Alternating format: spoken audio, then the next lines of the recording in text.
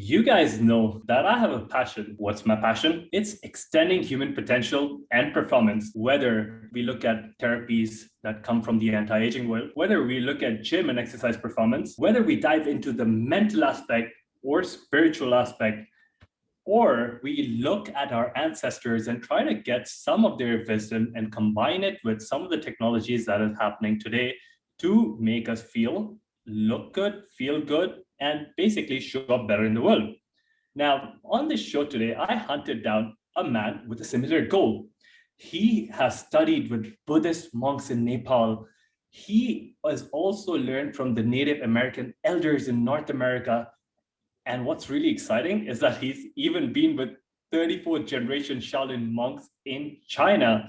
And he's a person who's dedicated himself to expanding human potential and consciousness and helps CEOs, Olympians, and pro athletes to do the same. He also hosts a podcast and is super cool. Matthew Belair, welcome to the show. Thanks so much for having me. It's a pleasure to be here. It's a pleasure to have you on the show. Did I pronounce your name correctly? Is it Belair? Yep, you nailed it. Yep, that's it. Okay, perfect. Now, how are you doing today, Matthew? I'm doing good. I'm over here in Canada. It's nice. It sounds a little bit better in Dubai. You've got the sun, so we're just finally crawling out of winter and getting some nice weather. Oh, that's great. That's great. Yeah, I know someone who's just traveled to Canada, and they were telling me as well that the past month or a month and a half, it was a bit cold. And Dubai is always sunny, and it's nice. It's getting a bit warmer out here, which isn't a bad thing. Now, what got me so interested in your work, and when I first saw what you were doing, is the Shaolin Kung Fu aspect. Now, let me tell you and the listeners a story. When I was growing up, I saw more Chinese movies than my native language, which is Hindi, or like any of these Hollywood movies. And most of the times I would see these movies without subtitles or even translation because I just liked the way the culture was and how what they were doing, especially when it comes to acrobatics and kung fu. Then I ended up practicing Shaolin Kung Fu for many years while I was growing up. And one of the reasons why I had to do that is because when I was growing up, I was fat and I was bullied a lot in school.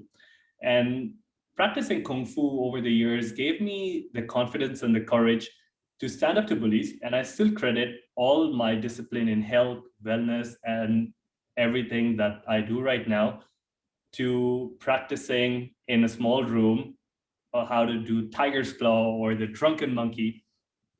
And before the pandemic hit out, I actually planned a trip to go to China and just to pay my respects and offer my gratitude to the energy, the abbots, the elders that are there, and the tradition that kind of changed my life. But I'm very curious, how did you end up in Shaolin? Oh, well, I love that story. And I feel like we had similar paths. When I was a kid, I loved martial arts. My dad was a martial artist, and I saw everything through the lens of martial arts. And my dad liked to rent movies, and we'd watch all of the martial arts movies that existed, Jean-Claude Van Damme, Bruce Lee, Chuck Norris, whoever was out there, we were watching those movies. And so for the longest time, I wanted to train with the Shaolin because I was curious about human potential, right? How were they doing these things? How are they breaking bricks? How are they doing all this stuff? And probably when I was a kid, I didn't really know the difference between what was real and what wasn't. But even the stuff now that I know that is possibly not real, when they're shattering all these things in the cinematic fashion, they're still doing incredible things with the weapons and body that takes years of mastery to be that flexible, to be that dynamic with the weapons. It's truly an extraordinary skill. And so I wanted to train with them because as I got older, I realized that these were probably some of the most legit superhumans that were accessible. When we look at books like Autobiography of a Yogi, and we look at Yogananda and his story, and we think about these monks on the mountain, I also wanted to find them, but I didn't know where they were. I didn't know if there was a cave I could go to in India where somebody would teach me. But I did know that I was able to access a Shaolin temple. And so that's why I wanted to go there, because I like to immerse myself, see firsthand what type of training, what do they think, how do they act, how do they eat, how did they come to being able to develop this really superhuman skill. And so that's really why I wanted to go there. So before I ended up there, I was training in a professional MMA camp in Thailand with pro fighters that were in the UFC and things like that. And they were Mhm. amazing as well.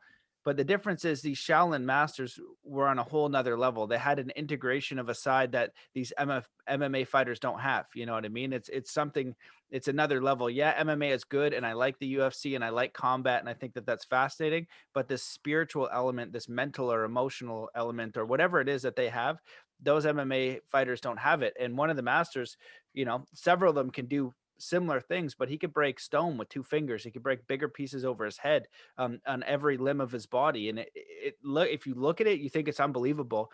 And in these studies, I learned about what I refer to as black magic, which is basically doing a magic trick, but telling the public that it's legit. Right. So I break a stone over my Mhm. head, but it's a fake stone. You think it's real, but I say, hey, you come to Matt Belair's martial arts school. I break the stone over my head. I'll Uh-huh. teach you how, but it's actually a trick. And many people actually do that, which is very sad. But these these guys, there was no trick. They could actually do this. It was a very extraordinary experience, and I'm very grateful for being able to train with them. Wow, that is an experience by itself. Which martial arts camp did you train in Thailand?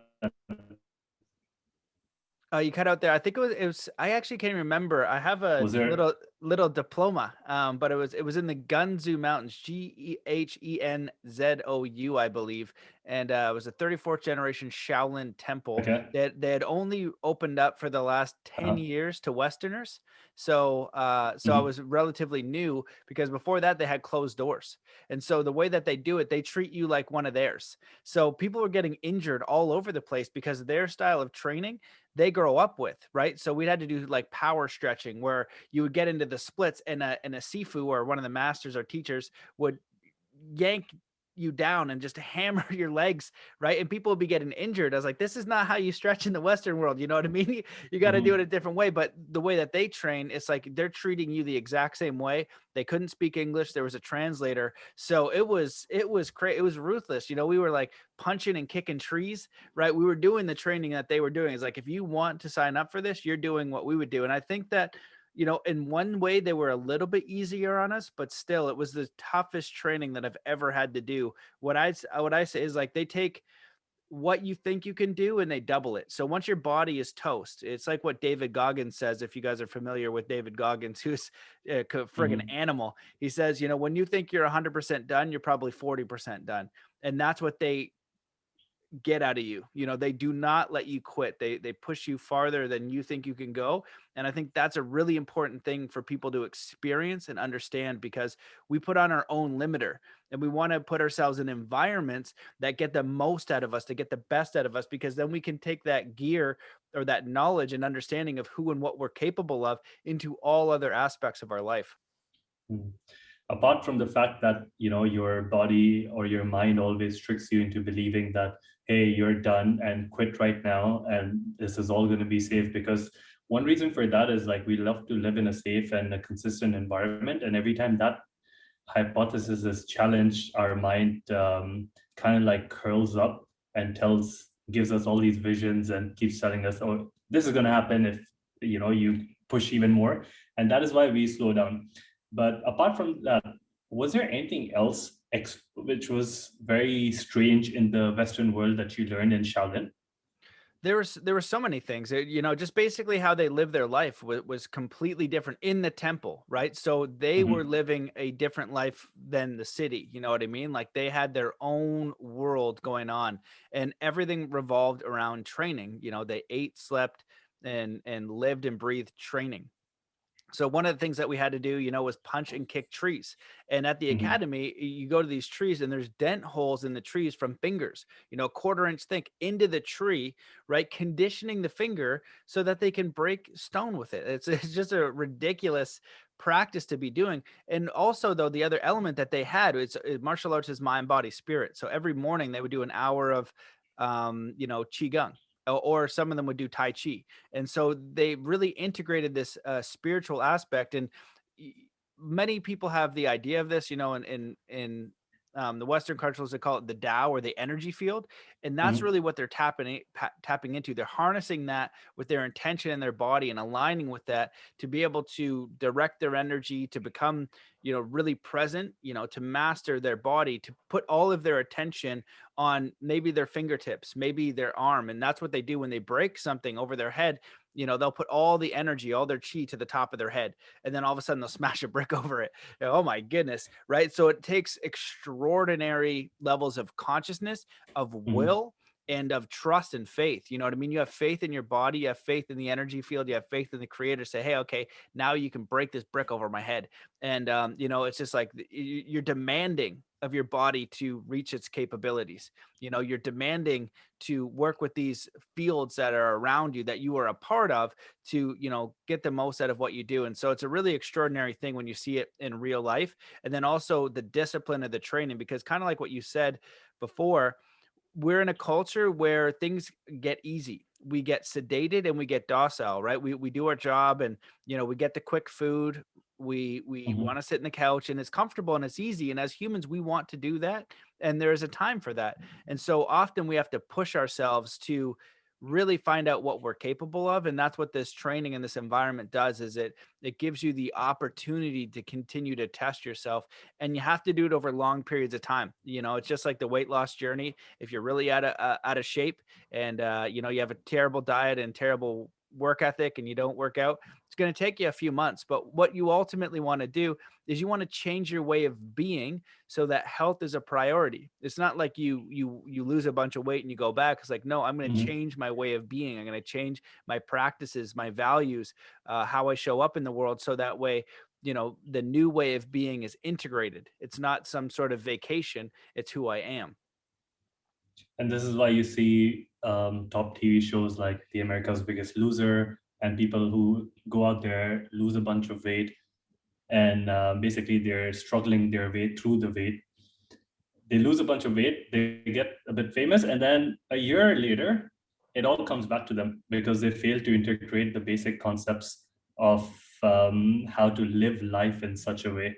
They just think about it as a challenge and they'll just struggle for a while. But as you said, it's not a struggle, it's something that needs continuous effort. It's a lifestyle, it's a discipline, it's something that you have to integrate more into your life.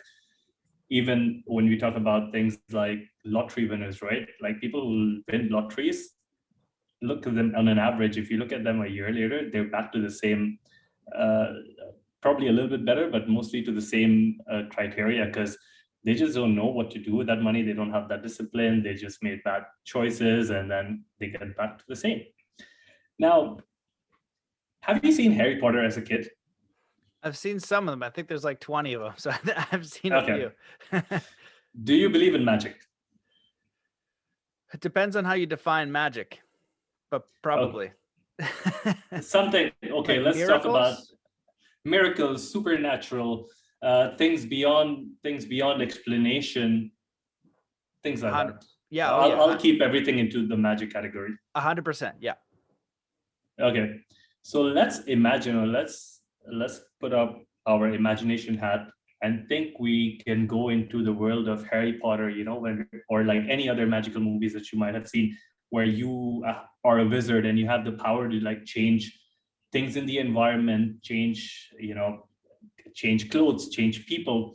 And if you had to change the people that are walking around, well, basically humanity, what would be that one thing that you would change in people? That's a really great question.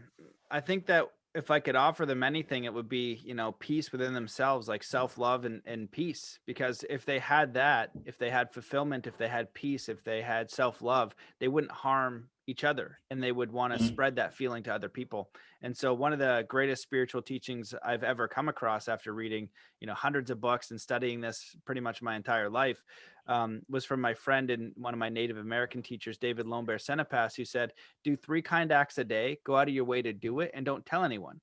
And it's such a simple and practical tool. And what he would say, and I've heard this from other teachers saying, often we're so heavenly minded, but no earthly good. So there's opportunities to help. There's opportunities to, quote unquote, be spiritual in action. And so, when we are in peace and we are in harmony and we're full of self-love and we have a solid connection with ourselves and the creator, we're looking to pass that energy forward. And I feel like it's because so many people are so disconnected from themselves.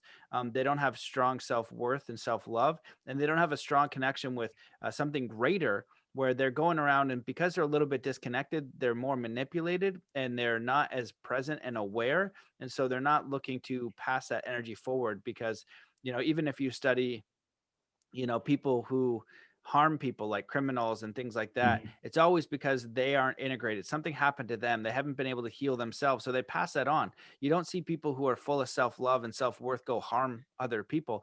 If anything, they dedicate themselves to providing platforms, information, avenues, support, or whatever they can to empower other people. And so if that were one thing, I think that that's what I'd choose. Well, that is so interesting and so cool that you pointed out that, because again, when you're saying all these things, it reminds me of the whole service aspect of things, right? Like you just said, like, say, do three things and don't tell anyone about it. And that also gives you a deep sense of like gratitude and pleasure. Like, I've heard things before on the lines of plant trees where you don't, I mean, plant trees, if I remember it right, in whose shade you don't you're not meant to sit. So basically you just go out there and plant trees, and then don't plant it because you're one day that tree will mature and you'll be able to sit under its shade. Do it for others, do it for, and we've seen with neuroscience that being of service, offering something to people, or like helping someone out, actually that changes your brain chemistry. And you're talking about these different neurochemicals, like you're talking about endorphin, serotonin, dopamine, all of these things have been shown to increase. And these are the kind of things that take you out of like depression or anxiety. Because when you look at the real world scenario, then most of the people that are walking out there are like either confused, they have anxiety, and their mind keeps jumping from one place to the other. Like you mentioned, it's very easy to manipulate them because they don't have a strong sense of, either you can call them values or you can call them like a perception about something. So it's, thank you for sharing that. And for anyone who's listening, I feel that what Matt just said is gold, because just imagine it like you can gamify this experience for yourself. Like, try to do like maybe three, maybe two, maybe one thing, and try not to tell someone, because your natural reaction when you do something good is to kind of get appraisal, right? Some people get recognized for their work and they feel great. But try doing this. And Matt, I'm going to try doing this as well, and I will keep you posted on how I feel. So is it for a certain number of days, or do you do this for your entire life, or can you do it one? Well, you brought up a really great point there. So when David was telling me about this, he's a very interesting person. He was trained by, apparently, this is his story, 600 elders for the first 26 or 27 years of his life on the side of a mountain, which is very unique. And they Mm-hmm. taught him math, science, physics, history, all kinds of stuff. And so he's an electrical engineer. He's also a scientist. And what he told me about this is, he said, there's only one energy on your planet, and it's electricity. And so when you're going around and you actually do the act of kindness, right? You know that feeling you get, that good feeling, right? When you Mm-hmm. do something kind, you get a feeling, right? It's a charge, right? So we get a charge through the body. And so let's say we do that act, we get a charge. Well, then we go tell people about it, right? Then that's about the ego. It's about Matt, the identity. I want to go tell this to my friend, so my friend then feeds back, I'm a good person, right? Rather Mm-hmm. than me just knowing I'm a good person, right? I need someone else, right? So then I need something. Does that make sense? So Mm-hmm. when I do that, basically that charge, that electrical charge that the body received, I give that away. So now it nullifies what I gave. And so if we are electromagnetic beings, right? Mm-hmm. Molecules, and we're essentially, that's the energy running through us, we're going to be integrating that electrical charge. So that, I don't exactly know how it all worked, but it just makes sense to me that it would expand your awareness, it would expand your capabilities, it would expand your connection to the universe in a whole if it is electromagnetic.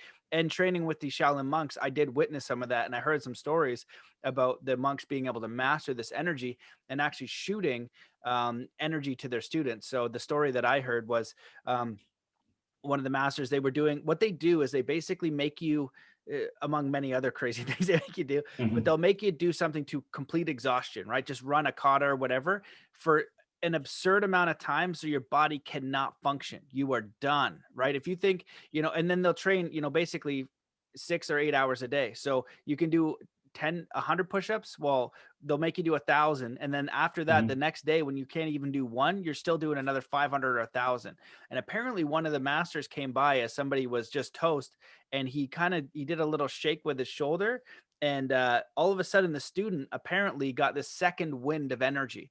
And my friend is the one Wow. who saw it. And he looked at the monk, and he gave him eye contact and kind of looked down at the floor because he saw that he had saw what had happened. And I Hmm. was like, so what happened? He's like, I don't know, man. He's like, it just looked like he shot him a bunch of energy, and all of a sudden he got like a second wind. And so when we're talking about these three kind acts, it's very similar. And so the suggestion that I like to give to people is to do three kind acts a day, go out of your way to do it, and don't tell anyone, right? And do that for a week. And the reason why I say for a week is because what usually happens, what can often happen, is you get what I refer to as a universal wink. And this is similar to what you said about magic. Well, there's one form of magic where it's deception, one form of magic where it's healing. Like, um, how do I say it? So, like to me, breaking stone with two fingers or bigger pieces over your head, that's kind of like magic, but that took Hmm. years of effort to create that skill, right? To do something superhuman or extraordinary. But sometimes it's things like outside of us, like a spontaneous healing, things like that, right? It's to a greater force, and we align with that force, and all of a sudden a miracle happens. And so a universal wink is something really weird, like a synchronicity that will happen that's just for you, that only you'll know. And it'll be so weird that it's the universe talking to you. You know what I mean? It's like, okay, this cannot be random. This is so wild. And often to my listeners, that'll happen. And if we think about changing the world, you do three kind acts a day for a week, it changes your way of being, so you continue to do that, right? We integrate kindness, we integrate how Hmm. we want to be in the world. We are the change. And so, Yeah. when I learned this, we went to the Parliament of World Religions, and we had all these spiritual teachers, like 200 different faiths. And David was the only one on the street talking to the homeless people. And when he talked in the Parliament of World Religions, he said, we have these spiritual teachers from all over the world, yet we have homeless right where we are, and no one's doing anything about it. If people need help, it's these people right here. And it's just this grounded wisdom, you know that we're so heavenly minded. We're going to meditate, we're going to do this, we're going to create this amazing school, but when we walk down the street, that person's not good enough. And when he first told me this, the only kind act I could consider was paying it forward. But then he goes, you know what? Getting someone's name is an act of kindness. And now with the whole mask thing, it just makes so much more sense, and how critical that is. When you go through the checkout, when you have a server, you just say, hey, what is your name? I see you. We're both here, That's an act Hmm. of kindness. Paying calling a friend or someone you care about, just listening to them, letting them know you appreciate them, things like that. And that's what you're doing. That's your way of being. And that has what he would refer to as spiritual weight, right? You're taking an action to improve or support someone. You're actually putting your heart and your energy into action. So you could think about it all day, you could think for years all these things that you would like to do, but so often we go through days, weeks, months, and years, and we don't apply that knowledge. And so it's a very simple thing that we could do, and look for those opportunities, so then over time it just becomes our way of being.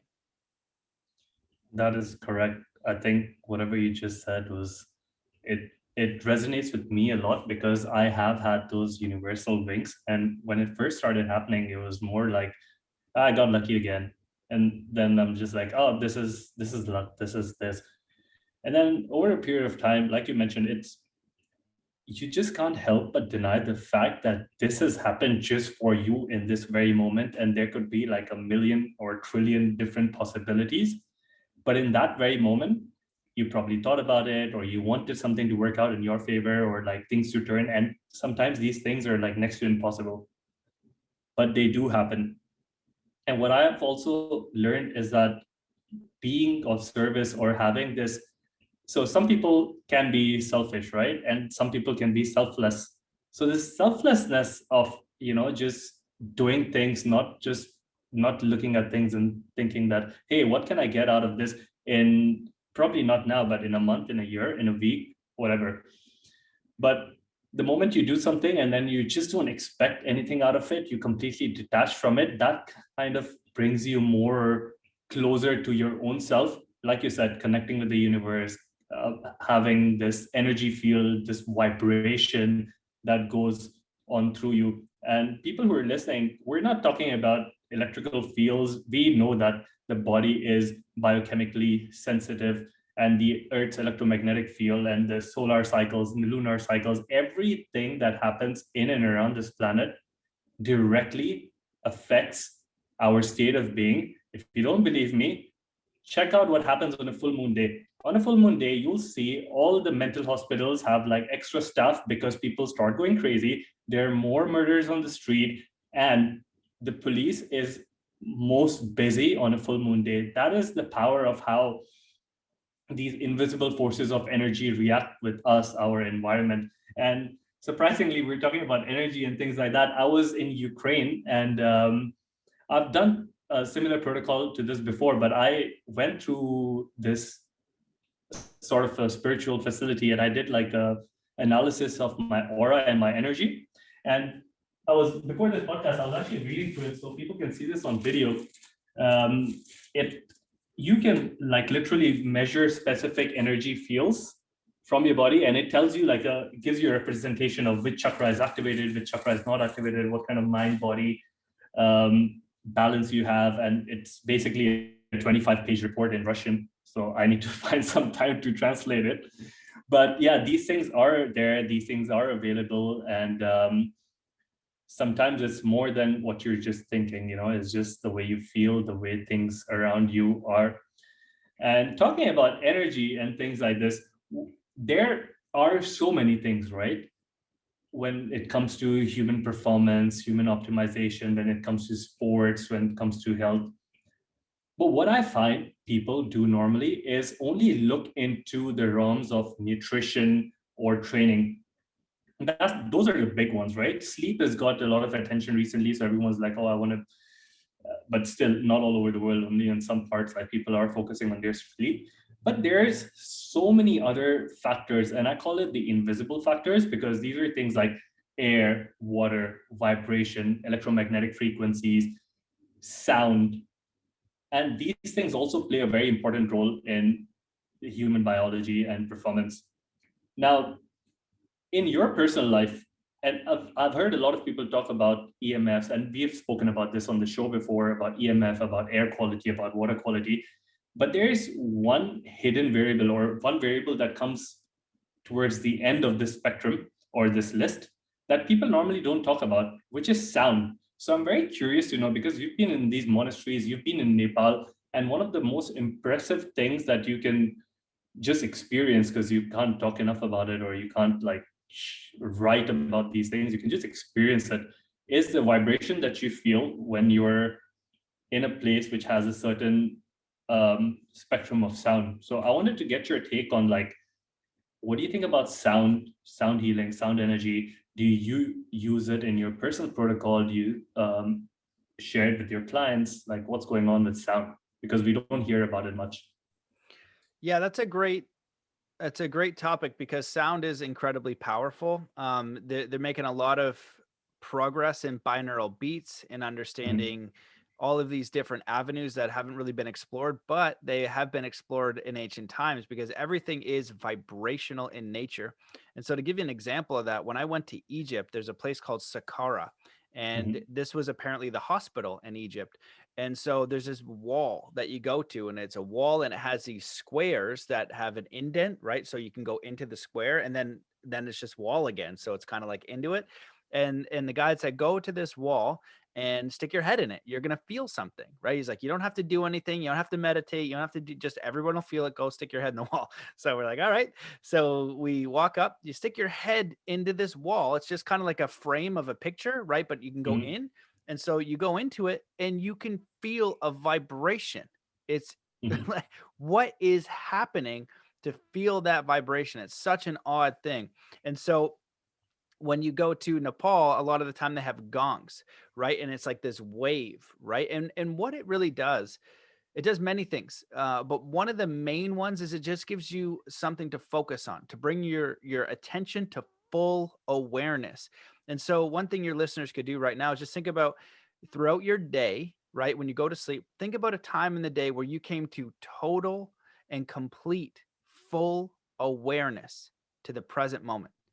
You know, Mhm. was it 1 minute of the day? Was it an hour of the day? Probably for most people, it's going to be zero. Seconds. Yeah, Yeah, yeah, right. seconds or Because nothing. exactly. And so we're not training that. So sound is really helpful to create that vibration because we know we have harmony with it. It helps with the body and the electromagnetic field and all these things that I can't explain to you in science, although that I've read them and I've seen them and Mhm. in interesting documentaries. And one fantastic resource people could use is Sonic Geometry, which is very interesting documentary series about sound and vibration. And there are many other ones out there as well. So how do you use it?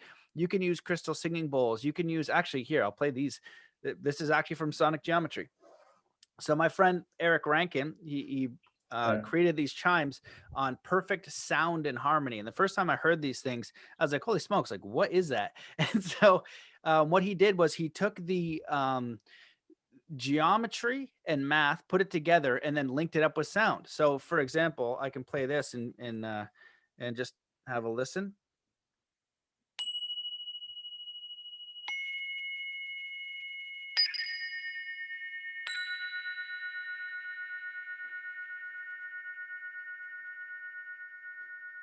And so That is when you powerful. yeah, they're really powerful. And the first time I heard them in real life, and when I play these over people, they can't tell if the sound is coming from within them or it's outside of them. All of a sudden it distorts where you're hearing the sound because that is it's perfect mathematical frequency, right? And Mhm. so what that does is it forces people into the present moment using sound as a tool, right? And so incredibly powerful stuff. And so the idea is, there's a lot of it's out there now. You know what I mean? If you start Googling sound therapy, things like that, you start to Mhm. look into it. Really, it's all of these different practices to bring you in the present moment. And then what I like to do is I use that in conjunction with visualization. So what is it that you want to create in the world? And so, in sport training, Olympic athletes and pro athletes and things like that, the power of visualization and what we have to do to be a high performer is critical. We need to Mhm. apply that, but people aren't taught how to apply this in their life. And so, if you can get a clear goal, a heart centered goal of how you want to live your life, you go through your priorities and values, what's most important to you, and you go friends, family, relationships, travel, education, things like that. You have to prioritize that list because if your job and how you make income makes everything more important to you, right at the bottom of the list, then that's when you start with the prayer. Universe, show me Mhm. a way to make enough money to do these things, or show me a way to integrate this more. And you might have to then sacrifice. You might have to sacrifice this corporate job that's not fulfilling you in every way, but maybe the job makes a bit less, but then all of a sudden all the things you actually value start to go to the top so you live more fulfilled. And so, I'm kind of going off on a tangent there, but I feel like with sound and with coming to awareness and harmony, you need to know who you are, what's most important Mhm. to you. And when you do that, you start to live in alignment and faith with the creator, God, spirit, the universe, because you're interacting through prayer.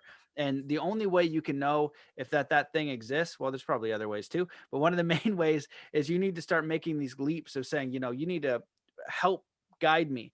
And before, when we were talking about the universal winks, you could think of the universe is either always communicating with you or it's Mhm. never communicating with you, right? And it Mhm. doesn't go, someone's like, oh well, this thing means that, and you go into this crazy spiel about why you saw a bird, and it's this crazy thing. You're just bringing awareness. The universe will communicate you within subtle ways, but the idea is that you're integrating, okay, cool, like you're gonna, when you see the signs, when you see the post, it's going to be obvious how people talk to you, and the universe will lead you. And so it's just how we experience life. And so with sound technology, it's one way to practice coming to full awareness with a tool that assists us to get into that harmonic vibration. And so, right, if you don't meditate, if you're not doing all those things, throw on some sound bowl, so on the Tibetan bowl, do a chant, right? There's a reason why they do the chants, is because it creates a vibration, just the Om chant alone, right? It's because you're using vibration to come into full awareness, and then the body comes into harmony. You know, when you feel stress, when you wake up and Mhm. you're anxious and you're running around, you feel stressed. So you're just doing the opposite. You're doing something that will assist you for the body coming into total peace. So when you go to Om, the vibration forces the body into total peace. It's like, oh, we're safe now. We don't have to worry about the outside world, because doing ohms in traffic and when you need awareness is probably not ideal. You might get smoked by a car, not the place Mm. for it. So you go to a safe place to experience that state, and we need to train that state, so that way when we, like, for example, in martial arts, it's a high stress state with high stakes, but you need to be in a calm state, a focused state, a pure aware state. If you get afraid, if you get anxious, if you get all these things, which you should be, because the guy's trying to take your head off, you're going to get smoked. And so that's the training. That's the martial way, is navigating this chaotic world with inner peace, so that you have full capabilities of how to interact with the environment. That makes so much sense. And I love that you mentioned the thing about Om, because Om, as we know it, is one of the oldest sounds in this universe. Some people would even argue that it is a sound, it's the same vibration frequency as the universe itself. And what I personally do is, just so you and the listeners can have a better idea, one of the things that I do first thing when I wake up is I would chant Om, because I believe that when you're sleeping, a lot of our body is made out of these different vortexes or energy centers, which can be arguably be called chakra, or you can give it some other name. But these are basically these energy spaces where energy flows through.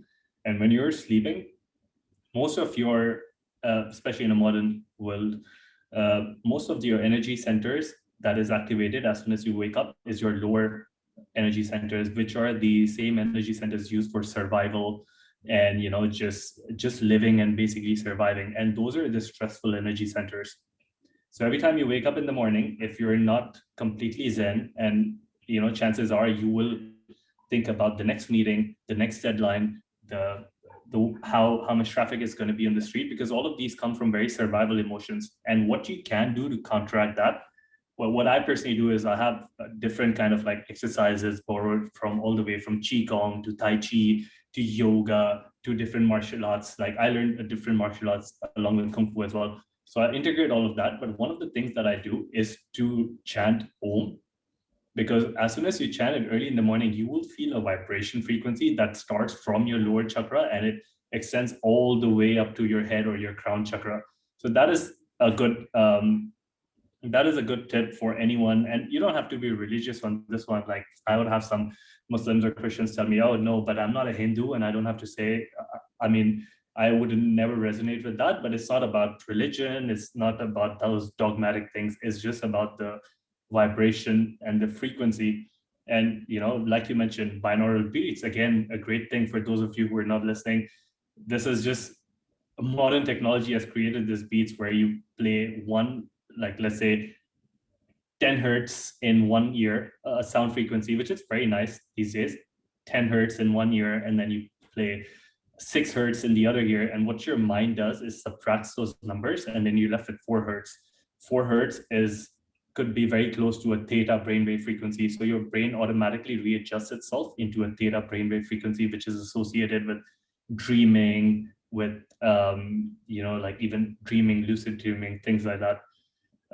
Other ways I have integrated sound in my practice is I always have a water fountain next to me, it's a mechanical thing, but it just reminds me of nature all the time. So if I'm writing an article or if I'm doing some deep work, I'll have this water fountain playing in the background with some essential oil diffusers, just to calm down, like you said, that nervous system, that sympathetic nervous system, which is always in the fight or flight mode.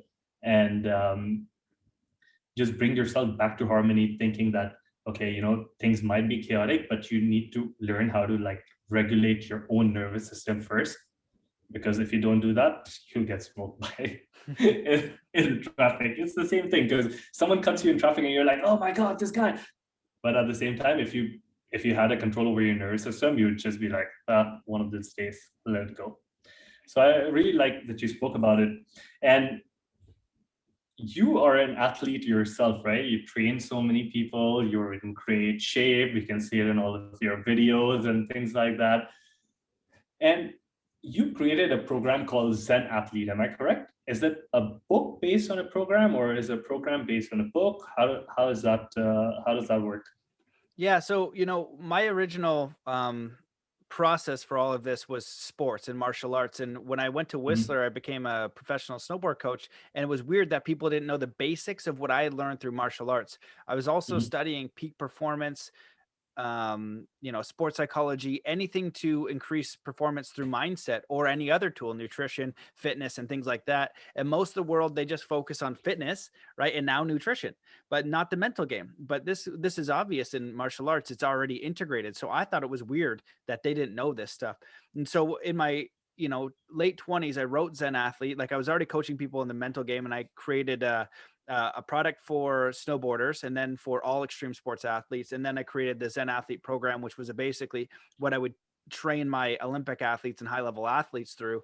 And so, that program was out there because what I hoped and what I prayed for was to make mental training mainstream for sport.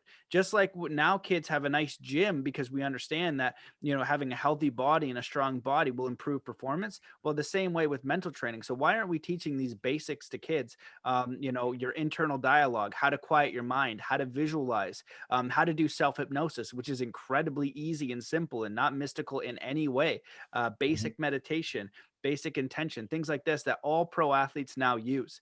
And so I wanted to make that mainstream. So I had that product out there for a long time and it still exists. And through the evolution of my work, what I've basically done is I've taken that process and applied it to creating the life of your dreams. So I say it's like you're kind of creating reality by default, meaning that, you're born and you swim with the school of fish, right? And you do whatever's kind of normal in your environment. So whatever's normal for me in the town that I grew up in and the economic background and things like that, maybe it's being in insurance or you have a few avenues, right? That's what you're given depending on where you're born in the world, right? And so what I learned through martial arts and through teaching these athletes is that they want to create reality in a moment.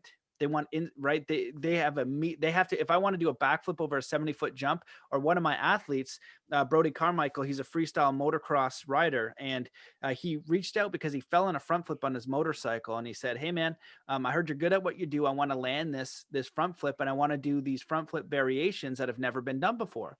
So when we chatted, we did a training call, and his mindset was very strong. If you're an extreme sports motocross guy, you have a strong mindset. Mhm, But I just kind of upgraded a couple things, tweaked them, and said, "Hey, you can read my book; it'll help you, but you don't have to. And you could go through this training course, and it could be Zen Athlete, it could be Zen Music, it could be Zen Entrepreneur, especially as an entrepreneur. If you applied what that is in that book to entrepreneurship, you would crush it. Because here's the difference: in extreme sports, if you frig it up, you might go to the hospital, you could die, you could break both your legs. So you have to apply this stuff. And, mhm, and then you go to basketball, right? Well, if you miss that shot, you're not going to break both your legs at the same time. So the willingness or the necessity to apply this, to apply everything at your disposal, you might not do it. Same thing with the Shaolin monks. They have to apply this because when I interviewed Master Go, who could break the stone with two fingers and over his head, I said, "Why don't you do this all the time?" He said, "Because I could break my fingers." He was understood the reality wow, of what he was doing. So he directs that. So he has to use every ounce of who he is to manifest this reality, right? And so in basketball, it's not as intense. And so in business, there's like no immediate terrible consequence. So we don't use this thing, but it's incredibly powerful. And so what I told Brody to do, I said, "Hey, just visualize this trick an hour a day, every single day until you know you can land it. You'll know when that is." And so 3 weeks later, he lands the front flip on his motorcycle. 3 weeks after that, he lands the world's first front flip heel clicker on a motorcycle. 3 weeks after that, without even training, because he was going around in schools and doing motivational talks for kids, he lands the world's first front flip Superman on a motorcycle using just Wow. visualization to create his reality. And so that's incredible. And you could look at the work of Dr. Joe Dispenza. You referred to Dr. Bruce Lipton, and people having these miracles through curing terminal illness through their mind alone, through harmonizing with the spirit. I don't think the human does it. I think it puts the request out to the universe, this Tao, this energy field, and says, look, I want to harmonize with this. Please support this. This is the intent. And your cells and your molecules and your central nervous system and all kinds of wild science that I don't think anybody can explain, although they're trying, Mhm. will do something to create a miracle. And this has happened time and time again. So those are things where you are trying to create something specific. It's like, oh, I'm going to do this in extreme sports because I don't want to hurt myself, right? And I want to manifest this reality. And then the other one is a catalyst. Oh, I'm going to die because I've waited too long, and now I'm going to die because I've been out of harmony for so long. I need to heal myself. So now you're using that. But what about daily life to architect a life or a legacy for yourself, right? What could be more Mhm. important? I remember doing law of attraction, all these different things. Is like, well, why do you want these things? We're not taught that. We're not taught to know who we are. People are so disconnected from who they are. What would you do if money didn't matter? Now, what would you master if you could master anything? What problems in the world would you fix if you could fix anything? Who do you truly want to be? What's your bucket list? What would you do if you got $1 million a day every single day for the rest of your life? What kind of people do you want to be around? And you have a whole life to architect this, and getting clear on your values, who you are, what you want to learn, how you want to contribute, how you want to navigate in this world. And we have it in reverse. We're stuck in safety, right? So the mind, and when I've done this training for so long, trying to help people architect their reality. And the problem is the mind's number one goal is to keep you safe, right? So I say, Mhm. hey, CJ, what's your life purpose? And you're like, oh, well, and you start to think about it. The mind is going to distort that answer, because if you can't figure out a way to get money, money gives you the coupons to go get food. So if you Mhm. don't have the coupons to go get food, the mind is going to distort it so you don't kill yourself, right? But the heart is eternal. It knows that you're an infinite, eternal soul with, life beyond this. So it knows the answer. And so it's not going to distort it. So when you go through these processes that I teach now, whether it's the quantum heart hypnosis, the soul compass, mixed with the Zen athlete, because the Zen athlete is exactly the protocol for creating reality. And, when we talk about flow state, or, when Brody Carmichael goes to do that trick, or you go into combat for the UFC championship or the Olympic gold medal, it's all coming to this center point, right? Of awareness and performance, but it is everything you did before that, right? Flow state isn't one thing, it's a preparation. Did you have months or years of good diet, strong mindfulness, quality training, quality simulation training, harmony in your environment and field? And another one people don't consider with performance, are you whole, complete, harmonious, and full of self love, even if you lose? Because one of the Mhm. main uh, problems with performance or performance inhibitors is stress. So if I'm going to make this game-winning basketball shot for a free throw to win the NBA championship, if my self-worth is on the line, if I miss this and then my wife leaves me and everybody who thinks they're a friend and all that stuff, right? All this nonsense, right? But if you actually in your body go, I'm okay and I love myself if I make it or don't, you're going to be more likely to make it because you're going to intend to make it.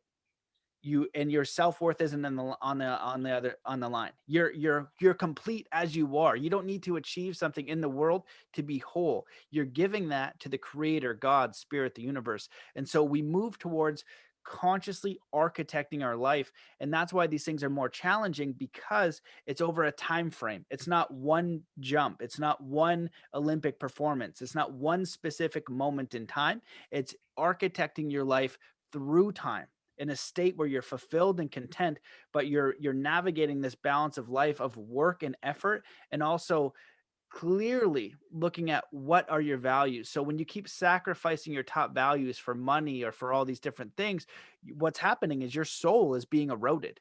And we have to flip that.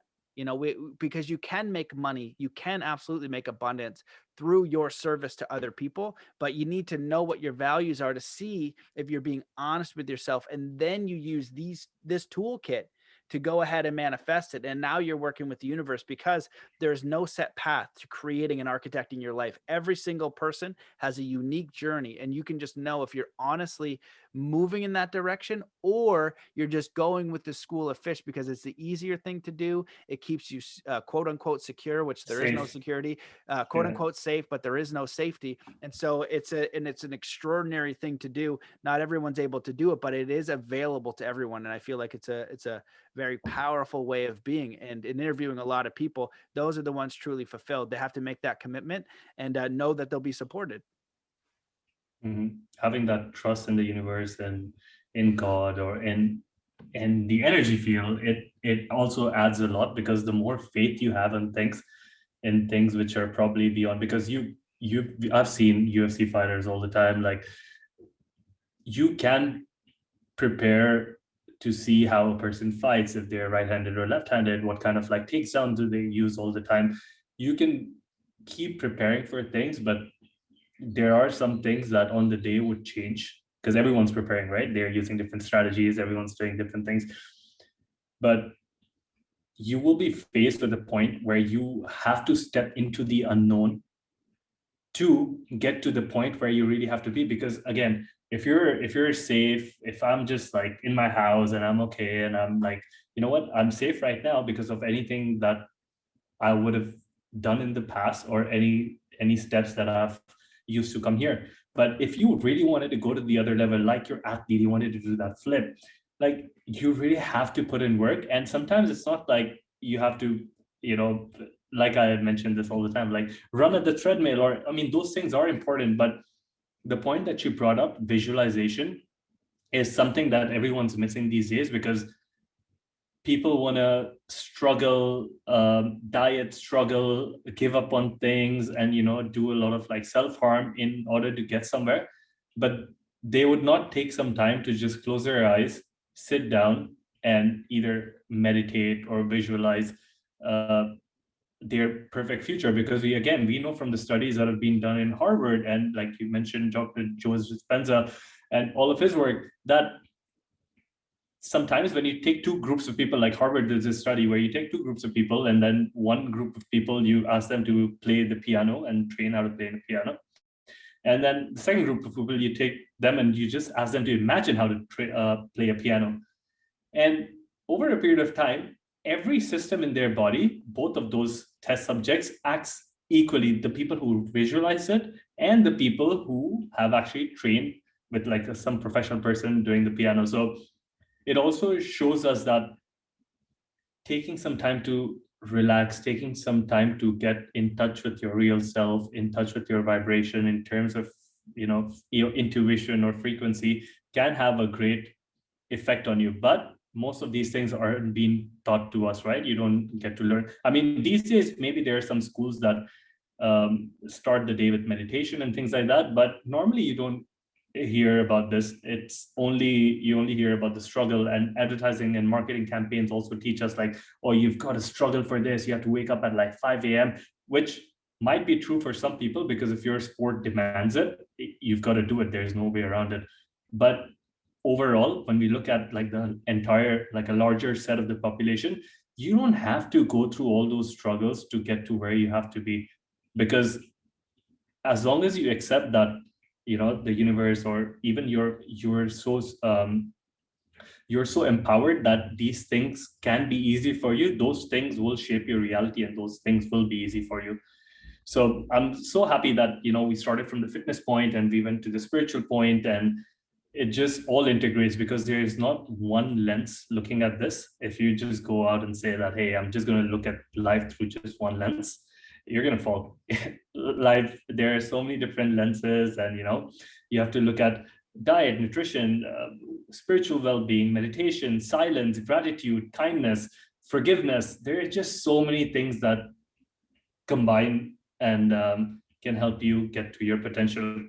Now, we're almost at the end of this interview, and there's just so many things on my head. So I think, Matt, we will have to do some time in the future, when both of us have that time, some other interview on where we explore about more things. I wanted to talk to you about your trekking on the Everest, and there's just so many things, time with Burning Man.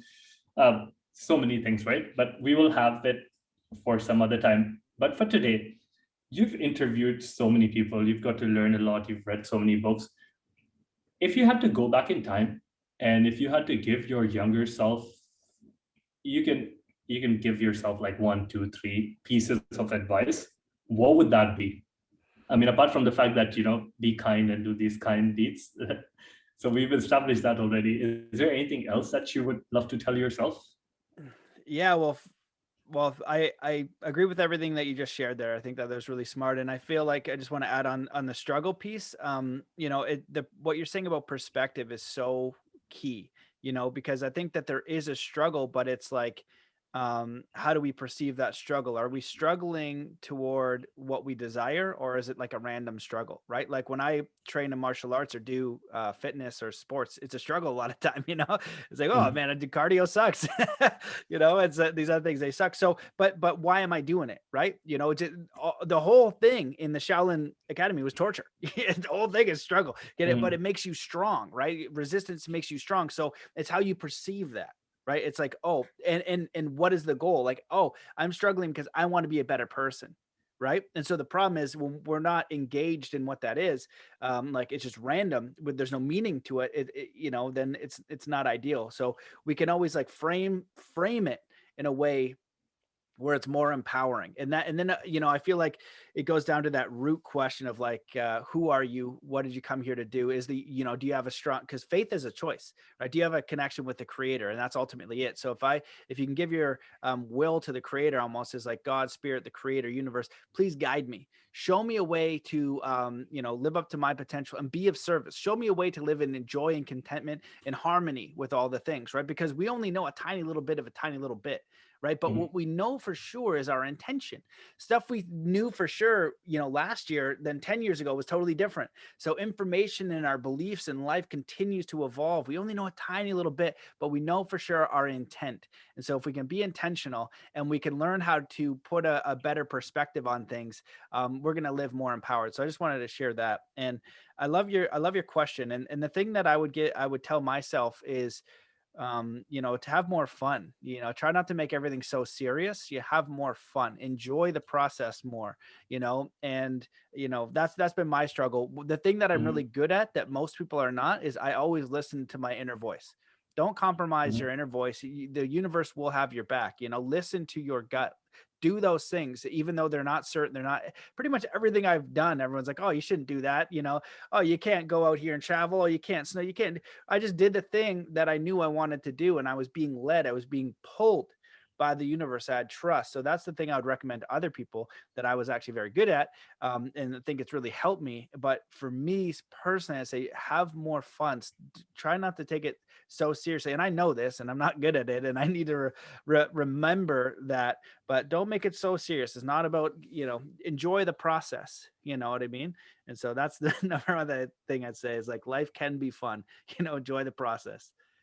this is something that again resonates with me so much because before me and Matt got onto a call after recording this podcast, I was just telling him about that I just came back from Ukraine, and things over there were pretty chilled out in terms of like not a lot of people were wearing masks and things like that. And I realized one thing, and I've realized this in the past that I personally, in my opinion, I have that kind of a mentality where if I get focused on something, well, like hyper focus, then everything along the way disappears for me. And it also happens with a lot of like top competitors. It happens with Navy SEALs and things like that. We're able to compartmentalize emotions in a way that if you're really passionate or interested about something, everything else just disappears. And you might have some fun and you might go through a lot of struggle, but you will try to avoid everything else that gets into your way. And for the longest period of time, what I have struggled with myself is having that balance where I can say, all right, I've got to read these many books, I have to publish these articles, I have to talk to these people, and I've got to do something what I'm just a lot of other things, head to the gym, spend time with my family, blah, blah, blah.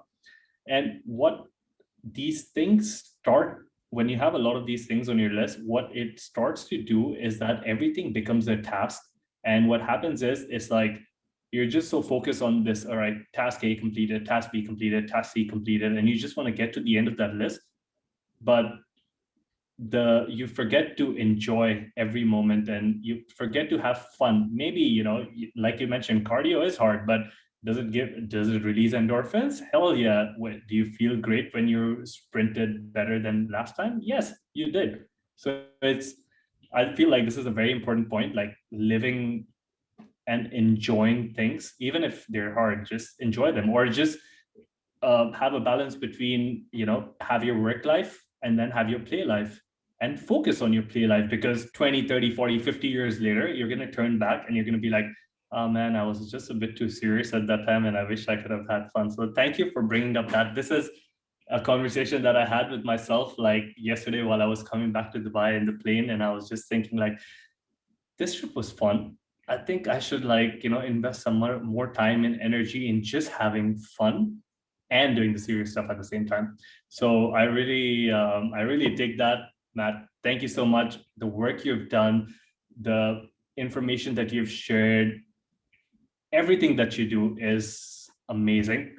And I'm really grateful. And a lot of people in the world are grateful for you to do that.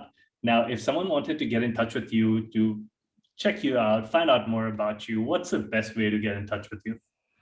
Well, first of all, thank you so much for having me on the show, and for doing your part to follow your own inspiration to do something that you feel like can be of value to others. So I sincerely commend that, and I appreciate you for what you're doing and the kind words. And so if people want to know more about me, go to my website, mattbelair.com. Censorship is really bonkers right now. So I really encourage people to sign up for my email list. And I'm on the socials, but I've been deleted a couple times already. So I recommend Telegram. It's Mhm. t.me/Matt Belair. I share a lot of information there. And, for your listeners, I have, this welcome pack with a guided meditation, a morning routine. I have a lot of different tools for anything as far as mindset, knowing your life purpose, meditation, anything that's out there. Like I demystified it because I went and Mhm. trained with all these people to figure it out.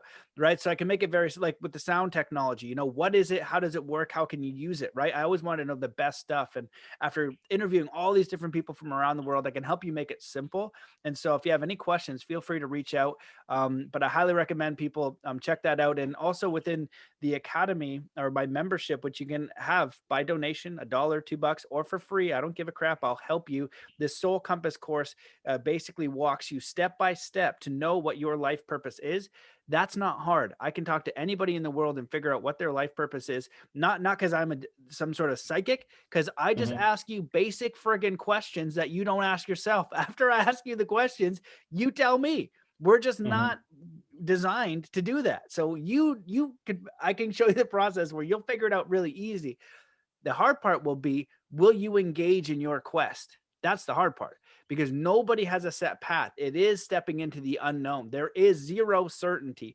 But guess what? You'll friggin' know for sure at least that first step, that direction. And I like to say your life purpose, your dharma, your legacy, who you came here to be. Most people don't know if they're going north, east, south, or west. Their life is being created by default by their external environment. If you just know you're going north, or that's a huge win, or east, and then all of a sudden you start to refine that northeast, you know what I mean? And then you refine it on the dial as you take the first step, as you take the second step, as you take the third step. And what you're doing now with your work is a beautiful example of that. We need to earn money, we figured that out, but we start to take the action in the direction of our inspiration, and then the universe, God, and the creator can start to lead us to new opportunity, to new ways of being, to more fulfillment, more fulfilling conversations, more fulfilling friends, more fulfilling experiences, more service to other people. And there's other currencies other than just making money and making a living.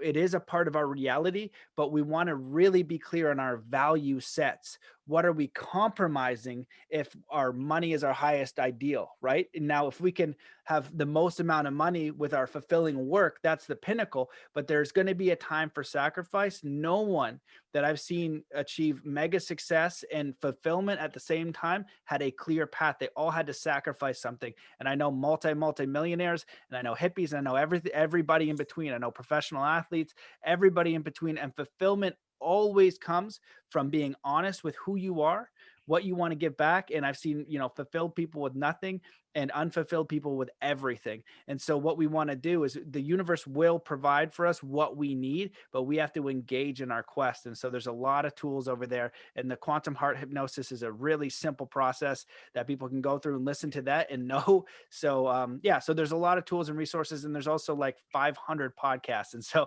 if you want to listen to an Wow. expert, for like an hour, give you tools that then you go walk the path, it's available to you. And so all it really is between you and yourself and your creator to say, this is my choice. Please start guiding me. And then it says, well, who are you? You're unique.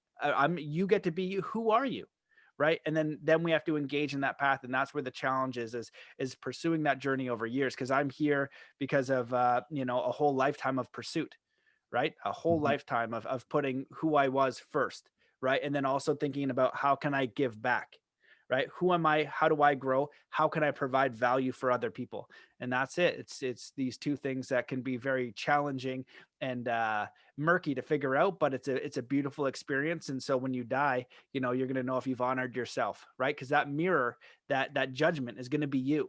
Did you sacrifice and compromise your soul, or did you give it everything you have to live, to experience, to grow, to create? You had that right.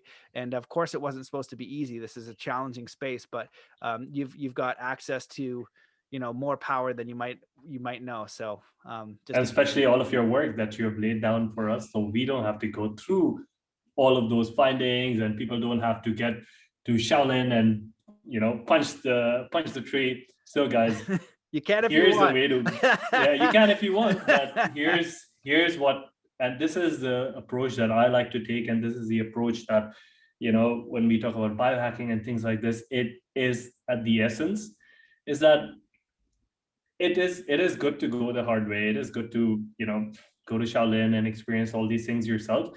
But if you have responsibilities, if you have a kid and you've got to take care of this kid, or you've got like parents that need your attention, or you're the person who's just earning money in the house, and you'd like to self grow, but you aren't at this stage of your life, you aren't really capable of doing things like that, whether it's money is a factor or time is a factor. What you can do is to like find people like Matt, and then who have done this already and who have laid down this in the most simple and explainable way, so you can cut down years of going through that. I wouldn't even call it hardship, but just out of that experience, and get the key takeaways from that and start applying it to your life right now. Because you this is same like reading a book, right? Your ROI on reading a book is so much, because that person on an average has spent maybe 2 to 3 thousand hours, and maybe 2 years writing, or 3 years writing a book, and probably a lifetime writing a book because of their experiences. But you can skip through that in 4 hours or 5 hours, or in Matt's case, like his content, his material, in a few hours. And basically you get all of that, and then you proceed to the other one, and then you proceed to the other one. So I like to um, cut that whole process of just going and meditating in a mountain. I mean, it's cool if you do that, but if you're pressed for time, this is your best bet. And never in the creation of humanity were we so blessed that, Matt's in Canada, I'm in Dubai. You guys might be listening from Dubai, India, wherever. There has never been a time where we were so technological advanced that we could share information like this, and on a click of a button on your telephone, on your iPad. So make use of that, because the people before us have given up their hours, their sweat, their relationships, their love, for us and this generation to see this time. And what you can do is to play your part, learn, grow, become a better father, become a better husband, become a better scientist, or become a better inventor, and make life better for the next generations to come. It is one of those things you just absorb and then you give away, because what is life? It's just taking things from one place and returning it back, because you never own things.